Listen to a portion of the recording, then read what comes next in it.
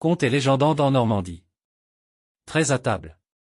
Le curé de Gâtemots se résolut un jour, malgré son grand âge, d'aller à Avranches consulter son évêque sur un cas de conscience qui l'intriguait fort.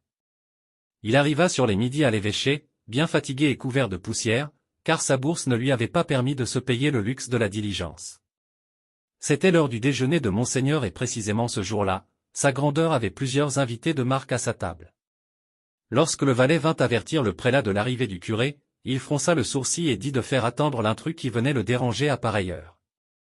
Comme si on pouvait laisser refroidir les poulardes truffées pendant que l'abbé débiterait ses antiennes. Que nenni! Le curé de Gâtemots pouvait bien attendre dans l'antichambre.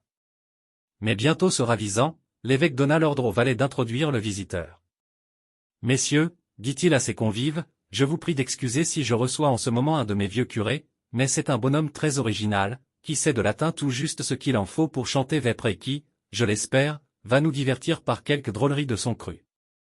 2 minutes après, le curé introduit par le valet vient humblement se prosterner devant son évêque, fait une profonde révérence à la compagnie, puis, sur un signe de Monseigneur, va s'asseoir dans un coin de la salle. Eh bien, aime le curé, lui dit sa grandeur, au bout de quelques instants, entre deux services, avez-vous quelque difficulté à me soumettre? Y a-t-il du nouveau dans votre paroisse? Ah! Monseigneur, vous savez bien que dans ma pauvre petite paroisse il n'y a jamais rien de nouveau, mes paroissiens sont toujours occupés à leurs travaux des champs, ils ne quittent guère leur chaumière et moi je fais comme eux, je reste à mon presbytère. Cependant si cela vous intéressait, je pourrais vous raconter un fait assez curieux qui s'est produit dernièrement chez maître Thomas, le fermier de la Fosse aux Loups. Ah! Voyons cela, fit l'évêque en clignant de l'œil avec intelligence vers ses convives.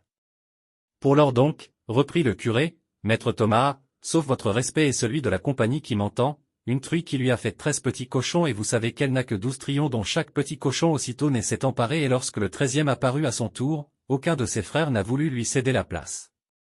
Vraiment? Aime le curé, mais alors que fait-il, le 13e, demande l'évêque. Dame. Monseigneur, il est comme moi, il regarde ses frères manger. Les convives partirent d'un grand éclat de rire, mais je crois bien que ce ne fut pas aux dépens du curé de Gâtemots.